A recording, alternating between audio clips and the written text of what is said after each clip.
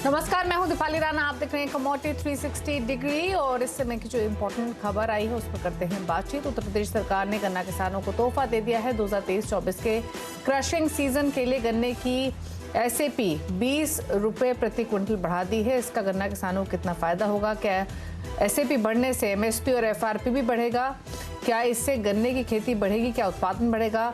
कीमतों पर इस फैसले का कितना होगा असर? इस सब पर बातचीत करेंगे। हमारे साथ है national federation of cooperative sugar factories के assistant financial advisor Sanjay Agarwal, वहीं मोतियाल ओसवाल फाइनेंशियल सर्विसेज के सीनियर वीपी नवनीत दमानी और एसएमसी ग्लोबल की एवीपी वंदना भारती हमारे साथ मौजूद हैं। आप सभी का स्वागत है इस शो में। लेकिन एक राय शुगर प्राइसेस और अवेलेबिलिटी पर ले लेते हैं। वंदना भी हमारे साथ बनी हुई है। वंदना, इनफैक्ट सुबह भी हम बातचीत कर रहे थे, जैसा शुरुआत में एक्सपेक्टेशंस थी कि उत्पादन कम हो सकता है, उतनी फिलहाल चिंता दिखाई नहीं दे रही है। प्राइसेस शुगर के स्टेबल रहे हैं और ज़्यादा यहाँ से दिक्कत दिखाई नहीं दे रही है, नो मैटर ग्लोबल मार्केट्स में जो भी सिचुएशन हो। आप कैसे देखते हैं शुगर प्राइसेस को यहाँ से गोइंग फॉरवर्ड? अवेलेबिलिटी को जो फिलहाल डेटा सामने आ रहा है, कैसी स्थिति दिख रही है? दीपाली, यहाँ पे बहुत चिंता की कोई बात नहीं है, क्योंकि जब शुगर की बात होती है तो ब्राजील और इंडिया काफी इंपॉर्टेंट है। यहाँ पे इंडिया में भी सप्लाई जो सिचुएशन है वो स्मूथ है और ब्राजील में भी बहुत ज्यादा सिचुएशन जो है वो बिल्कुल कंट्रोल में है।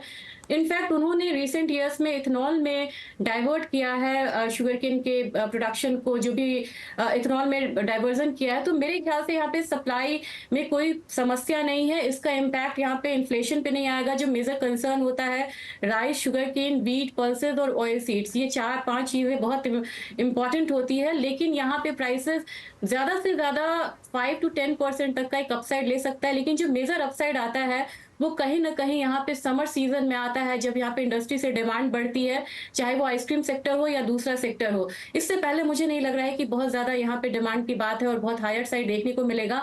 लेकिन यूपी बहुत बड़ा स्टेट है, महाराष्ट्र बहुत बड़ा स्टेट है।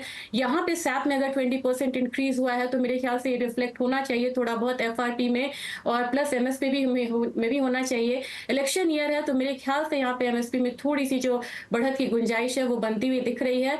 प्राइस आउटलुक के लिहाजा से मुझे लग रहा है कि 5 to 10% से ज्यादा का इजाफा मुझे नहीं लग रहा कि आने वाले 2 से 3 महीनों में शुगर में होगा। ओके, चलिए, तो ये तो बातचीत हुई शुगर की, और ना आपकी तरफ से ट्रेड्स क्या रहेंगे? आज यहाँ पे बाइंग अपॉर्चुनिटी दिख रही है एग्री काउंटर में, और मुझे लग रहा है कल भी ये कंटिन्यू रह सकता है। गुआर सपोर्ट ले रहा है तो 55.20 के करीब यहाँ पे बाइंग रिकमेंडेशन रहेगी। 5600 का टारगेट होगा। स्टॉप लॉस लगाना होगा 5485 का फेब्रुअरी कॉन्ट्रैक्ट में। साथ में कैस्टर में भी यहाँ पे सप्लाई साइड थोड़ा सा यहाँ पे कह सकते हैं कि टाइट है और डिमांड आने की यहाँ पे उम्मीद है। तो 5685 यहाँ पे एक कंसोलिडेशन बन रहा है इस जोन में। 5685 के करीब यहाँ पे बाइंग करनी चाहिए। 5750 का टारगेट होगा। स्टॉप लॉस यहाँ पे 5660 का लगा के चलना होगा। ग्रेजुअली मुझे लग रहा है कि कैस्टर सीड का प्राइस एक बार यहाँ पे 5850 तक के लेवल्स को भी देख सकता है।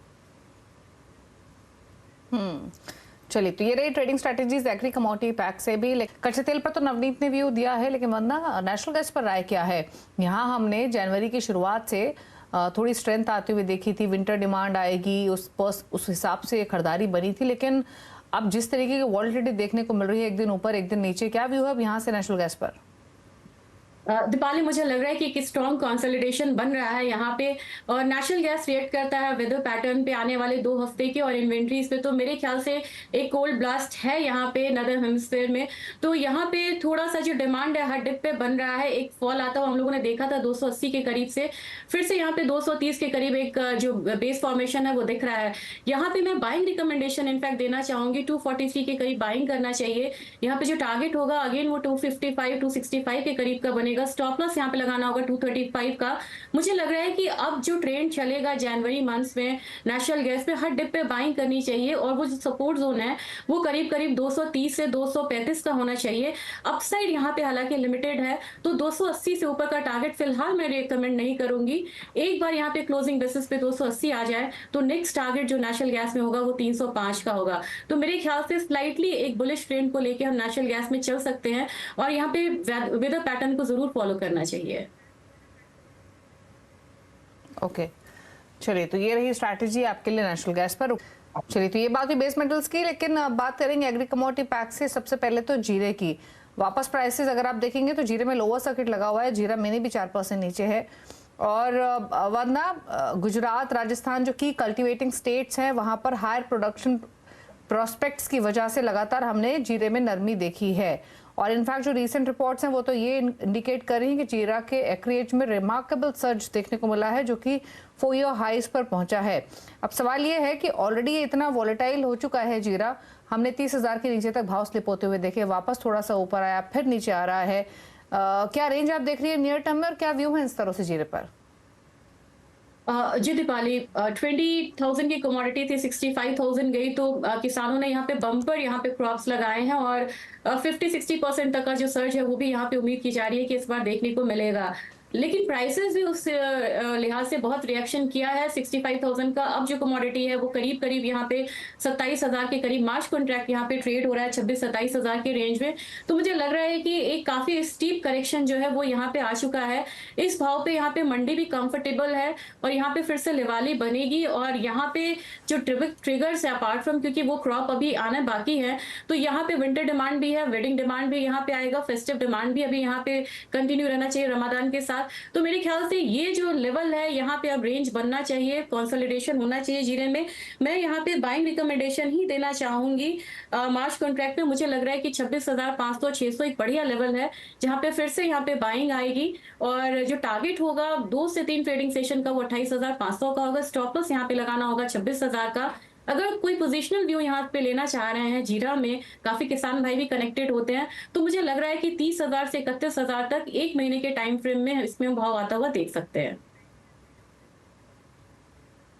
ओके, और बाकी स्पाइसेस पर राय आपकी क्या है, स्पेशली टर्मरिक या कोरिएंडर? वरना टर्मरिक में मुझे लग रहा है कि एक रिबाउंड यहाँ पे आएगा। अप्रैल कॉन्ट्रैक्ट में काफी अग्रेसिव ट्रेड यहाँ पे हो रहा है। 13,900 के करीब यहाँ पे बाइंग रिकमेंडेशन रहेगी, 14,100 का टारगेट होगा। स्टॉप लॉस यहाँ पे लगाना होगा 13,800 का। कोरिएंडर में यहाँ पे जो सप्लाई साइड है एज कम्पेयर टू जीरा और टर्मरिक यहाँ पे कम रहने की संभावना है थ्रू आउट 2024। तो मेरे ख्याल से ये जो कमोडिटी है ये काफी स्ट्रॉन्ग एक अपसाइड ले सकता है 2024 में। यहाँ पे मैं अप्रैल कॉन्ट्रैक्ट में बाइंग रिकमेंडेशन ही देना चाहूंगी। ये काफी स्टीप कंटेंगो में ट्रेड हो रहा है। 7750 के करीब यहाँ पे बाइंग रिकमेंडेशन रहेगी अप्रैल कॉन्ट्रैक्ट में। जो टारगेट होगा वो 7890 का होगा। स्टॉप लॉस यहाँ पे लगाना होगा 7680 का। ओके, चलिए, तो कोरिएंडर पर एक ट्रेड बन सकता है, और जीरे पर भी आपको आउटलुक मिला है वंदना की तरफ से। शुक्र नवनीत, तो वंदना आप दोनों का ही आने के लिए और अपने व्यूज देने के लिए, सभी कमोडिटीज पर स्ट्रैटेजीज भी शेयर करने के लिए थैंक यू। और इसी के साथ एक ब्रेक, उस पर आप देखिए आवाज समाचार। नमस्कार।